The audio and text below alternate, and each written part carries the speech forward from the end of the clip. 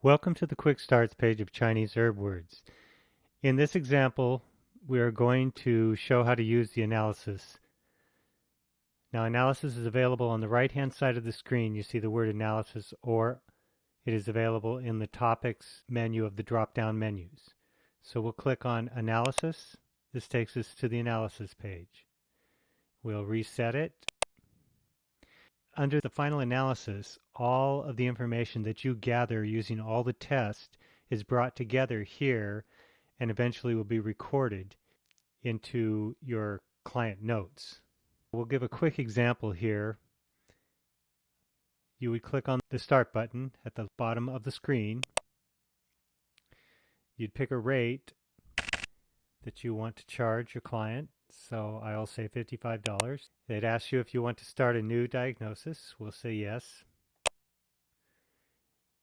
The reset process may take a minute or more. So this will go through if you have tests that are already have been used. It'll reset all of them for a new analysis.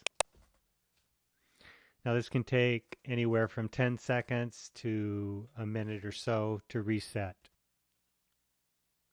Then it comes up with a question, are there particular times during the day or night when problems are most felt? If you pick yes, it will give you a 24-hour period that you can choose any of the time frames. Now we'll pick this one and this one. You notice in the background the analysis field has recorded these time frames, and then we'll pick done. Then it says to enter a client name. So we'll enter a client name here and pick OK. Then it comes up with click on the For Exams button to begin your analysis, or you can also pick any of the tests. Here it says the syndrome, or any of these other tests or modules to do an exam. So we'll pick OK here. And you notice here the time clock put in a particular time and what could be happening during that time. It put in the client's name and the date and the time.